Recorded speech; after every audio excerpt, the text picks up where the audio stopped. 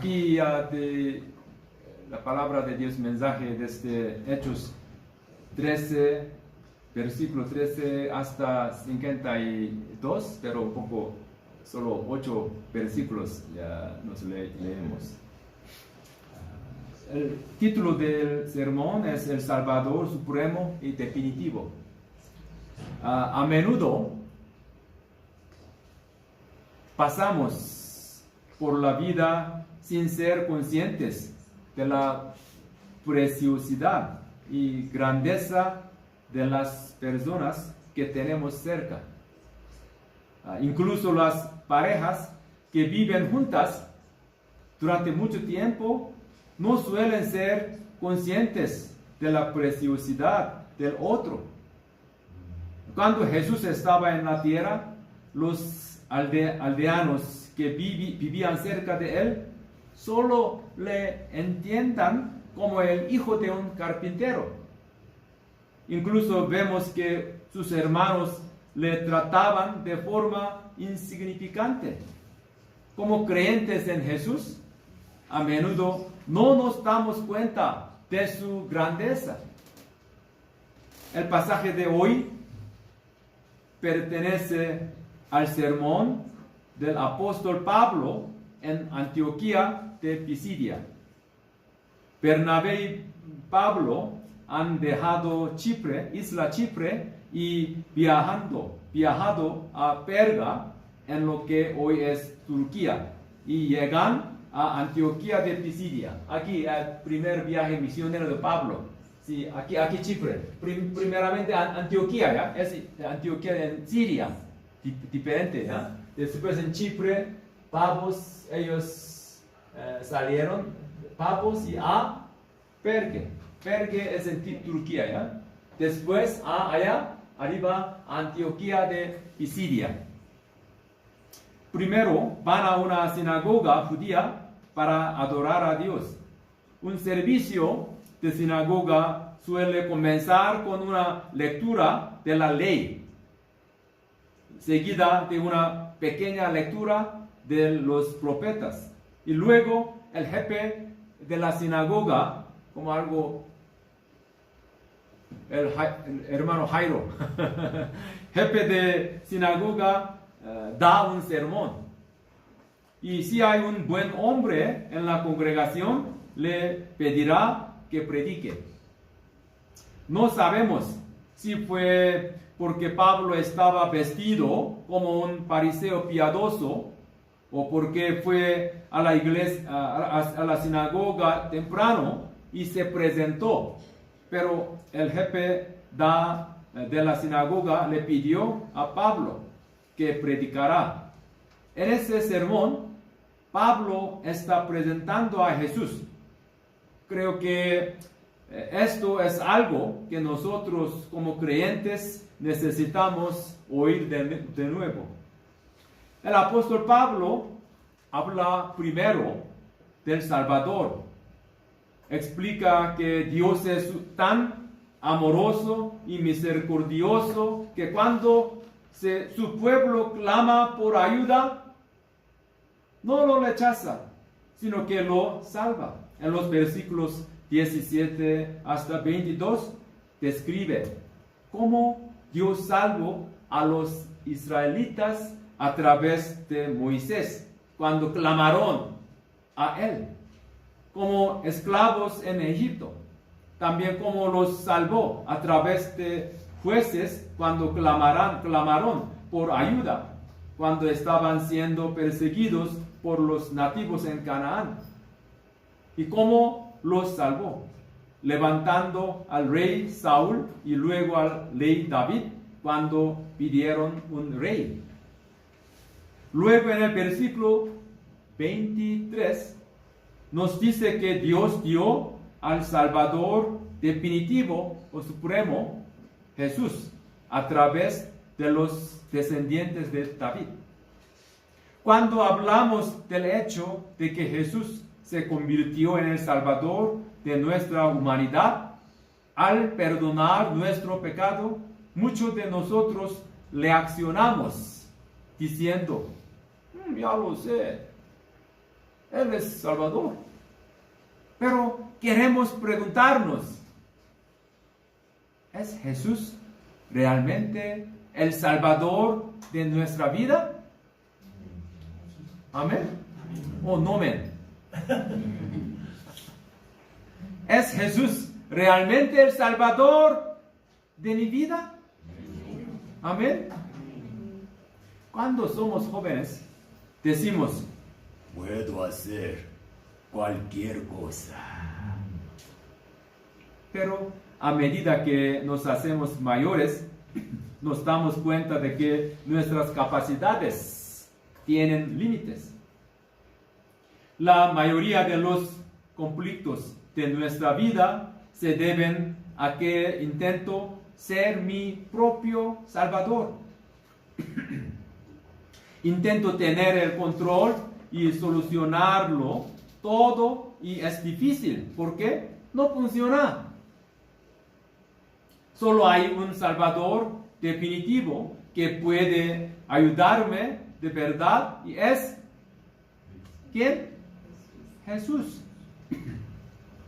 Muchos de los filósofos del mundo solo pueden plantear las preguntas de la vida, no responderlas. Ellos solo tienen pregunta, pero no hay solucionar. No hay solución.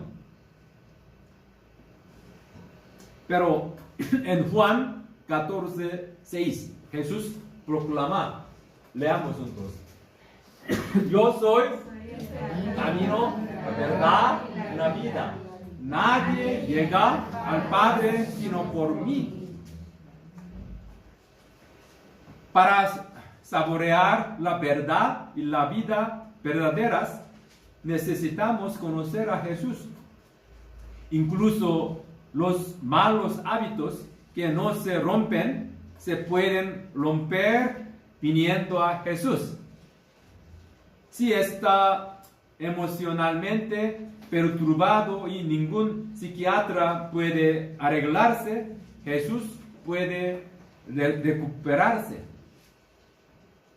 Confía en que Jesús es la ayuda definitiva y el solucionador de problemas para su vida.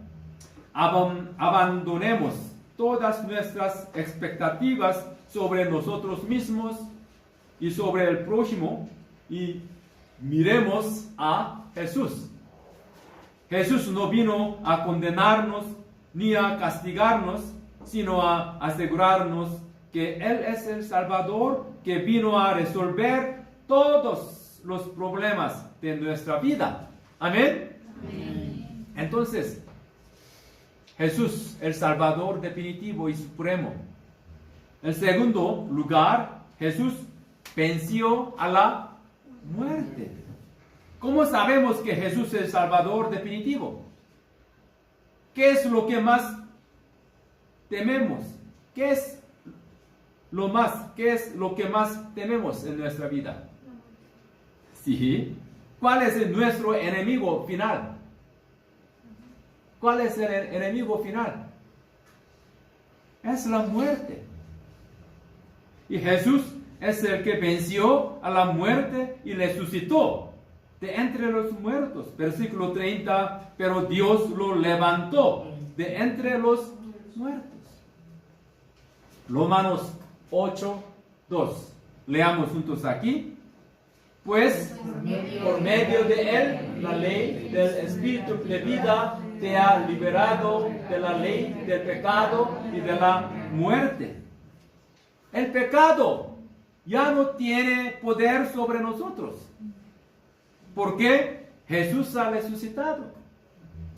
No tenemos que preocuparnos por el mañana, porque Jesús resucitado ahora nos guía por el camino. Y este Jesús resucitado siempre está con nosotros. Mateo 28:20 nos dijo algo así. Leamos. Y les aseguro que estaré con ustedes siempre hasta el fin del mundo. ¿Quién nos dijo? Jesús. el que tiene todo el poder del mundo está conmigo, guiándome, ayudándome, sosteniéndome, estando conmigo. Así que no nos preocupamos por el mañana. No nos preocupamos cuando nos llega la adversidad o dificultades, porque Jesús es nuestro Salvador. Amén. Amén. Los líderes religiosos del mundo pueden haber vivido grandes vidas personales, pero no pueden ser nuestros salvadores definitivos. ¿Por qué? Todos son impotentes ante el mayor problema de la humanidad, que es la muerte. Todas las religiones pueden darnos paz temporal un poco o ayudarnos con nuestros vecinos, pero no pueden ayudarnos con el problema de la muerte. Estos líderes religiosos murieron y fueron enterrados en tumbas, pero Jesús no tiene ¿qué? Jesús no tiene tumba. ¿Sí? ¿Hay tumba de Jesús? No, pero líderes religiosos todos tienen tumbas. Ellos todos murieron. Como venció a la muerte, resucitó y sigue vivo, podemos confiar en Jesús para que nos diga qué pasa después de la muerte. Jesús nos ayuda tanto como creamos. Si esperamos poco, nos ayuda un poco. Pero si esperamos mucho, nos ayuda mucho. ¿Qué esperanza tenemos? Que todos confiemos, esperemos plenamente en Jesús resucitado. Amén. Amén. En tercer lugar, Jesús cumplió las profecías. Jesús no vino de repente a la tierra. Su venida había sido predicha muchos antes. En Génesis 3, Dios maldice a la serpiente que tentó a Adán y Eva. Aquí, versículo 15, dice algo así. Ya. Leamos.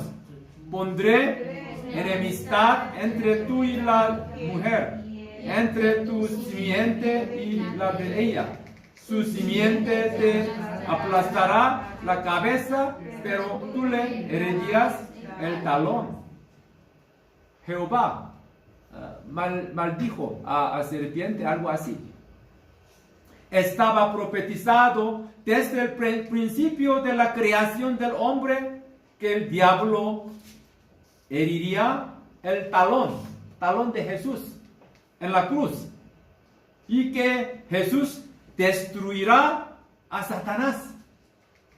Es el principio profetizado, algo así.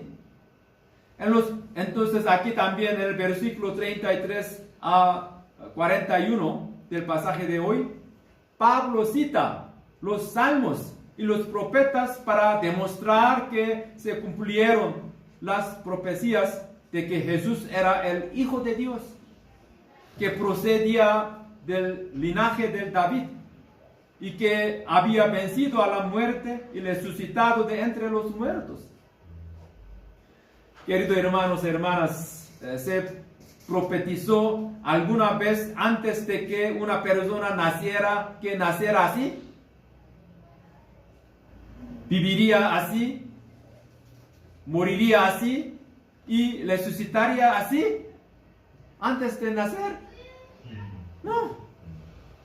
El cumplimiento de tantas profecías demuestra que Jesús es el Rey eterno y el Salvador del mundo. Todos vivimos nuestra vida creyendo en algo, ¿sí? Por ejemplo, unos viven de la fe en sus puños. Yo creo en mis puños. Algunos en lo que tengan, dinero o potestad o algo. Y otros viven de la fe en una idea falsa o en una religión. ¿En qué creemos todos aquí? ¿En qué creemos? ¿En qué creemos todos aquí? La mayoría de los conflictos de la vida surgen por confiar en mí mismo o en lo que tengo. Hay límites a mis capacidades o a la ayuda de mi prójimo. Les bendigo para todos los que ponemos nuestra confianza en Jesús, nuestro último Salvador. La reacción de los que oyeron esta bendita noticia fue doble.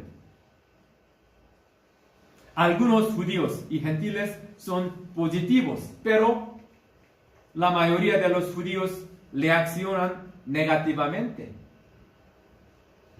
A la semana siguiente hicieron que Pablo volviera a predicar la palabra. ¿Y qué sucedió? Versículo 44.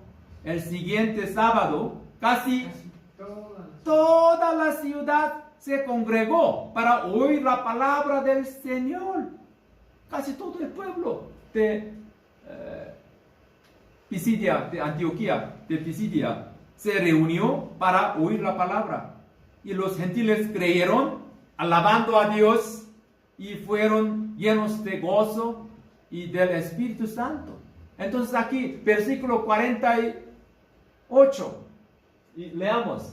Al oír esto, los que no eran judíos se alegraron y celebraron la palabra del Señor y creyeron todos los que estaban destinados a la vida eterna. El resultado 52. Y los discípulos quedaron llenos de la alegría y del Espíritu Santo. Ellos son positivos después de escuchar la palabra de Dios. Pero otro lado, mira el rechazo de la palabra. Versículo 45. Leamos. No. Otro. Pero aquí, cuando los judíos vieron a las multitudes, se llenaron de ¿qué? Envidia, y contradecían con maldiciones lo que Pablo decía. Ellos reputan y calumnian la palabra. Versículo 50. Pero los judíos incitaron a mujeres muy distinguidas y fieles al judaísmo, también a los hombres más prominentes de la ciudad, y provocaron una persecución contra Pablo y Bernabé. Por tanto, los expulsaron de la legión. Ellos los persiguen y los expulsan. ¿Por qué los judíos rechazan a Jesús? ¿Por qué los judíos rechazan a Jesús? Dos cosas. Primero, ¿qué? Prejuicios. Segundo, negación.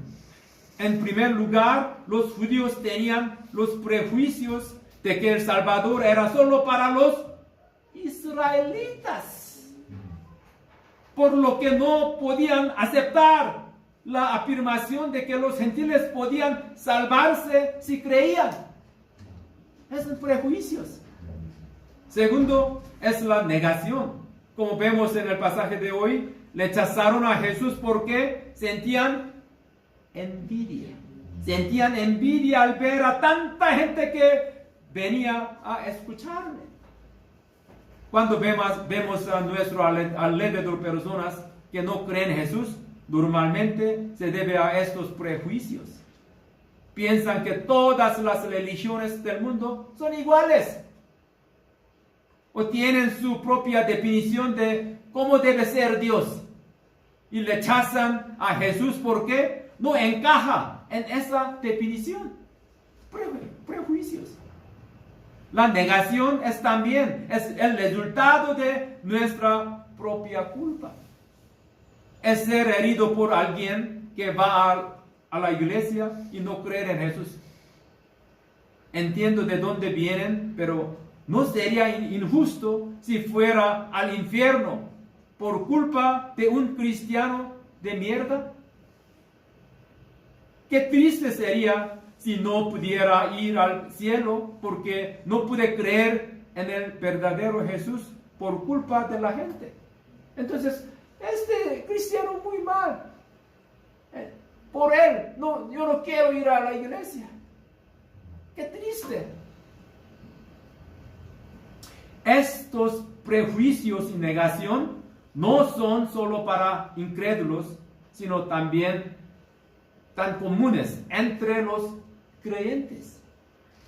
Debido a que no experimentamos a Jesús como el verdadero Salvador en nuestra vida, continuamos luchando, frustrándonos y sintiéndonos perdidos en el mundo. Muchos cristianos viven con perjuicios. Piensan en Jesús como alguien que nos reprende más que nos bendice y nos castiga por hacer las cosas mal. Piensan en Jesús como solo uno de los 4 santos principales y piensan que Jesús está tan lejos que realmente no puede ayudarme con nada concreto en mi vida. Es perjuicios. Tienen la idea equivocada de que las enseñanzas de Jesús son buenas, pero no pueden salvarme tal como soy. Así que mi vida está siempre vacía y no veo poder en la vida. Todos prejuicios. Muchos cristianos también viven en la negación. Rechazan los milagros que Jesús realizó por considerarlos imposibles. Nos negamos a creer que el Espíritu Santo está en nosotros y trabajando a través de nosotros hoy. Dios usa a las personas para ayudarnos y rechazamos a las personas que nos rodean y que pueden ayudarnos. Nos negamos a escuchar lo que Dios quiere decirnos a través de esas personas. Les pregunto, si en su vida hay alguna de estos prejuicios y negaciones que se impiden tener una experiencia más profunda de Jesús, el verdadero Salvador. Ojalá creamos que Jesús no vino a condenarnos y juzgarnos, sino a ayudarnos y salvarnos. Y que sigue vivo y quiere darnos poder y bendiciones. Amén.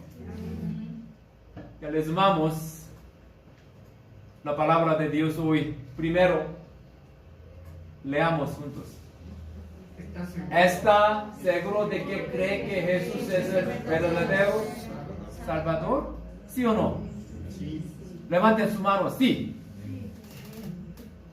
Amén. Gracias. Gracias. No hay nadie aquí para recibir de nuevo a Jesús en su corazón. Ok, bueno. Segundo, leamos. Si tienen prejuicios acerca de Jesús, les invito a unirse en el ¿qué? Sí. ¿Por qué? Cuando tengamos juicios en nuestra vida, necesitamos romper, ¿sí? Romper los juicios, perjuicios, ¿sí? Entonces les invito al estudio bíblico el sábado 2 p.m., por favor. Y tercero, si tienen un sentimiento de negación, ¿qué debemos hacer? Sí. Aquellos de ustedes que están diciendo a dejar ir estos prejuicios y negaciones, mirar solo a ¿quién? Jesús. ¿Sí? Entonces, perjuicios, necesitamos el estudio bíblico. Cuando tenemos un sentimiento de negación, ¿qué debemos hacer? Nos arrepentimos. ¿Sí? si damos siempre actitud positiva en mi vida. Tú eres mi Salvador definitivo y supremo, ¿sí? Entonces, solo miremos solo a Jesús. Amén. Amén. Entre ustedes, yo quiero siempre mirar a Jesús. Levanten su mano. Amén. Oremos. Gracias por recordarnos hoy a través de tu palabra que Jesús es nuestro verdadero y último Salvador. Creo con certeza que Jesús, que resucitó de entre los muertos y cumplió lo que se profetizó hace miles de años, es nuestro Salvador.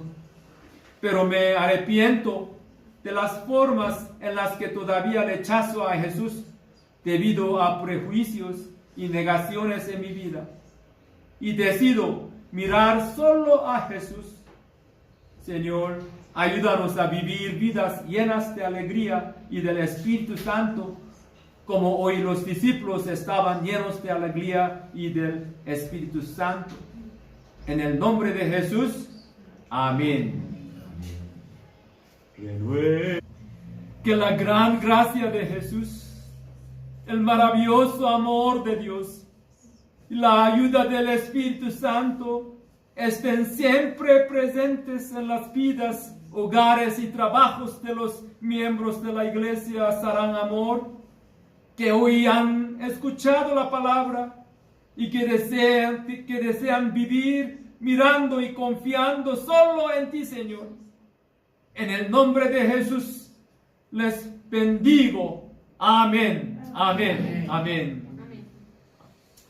Aleluya.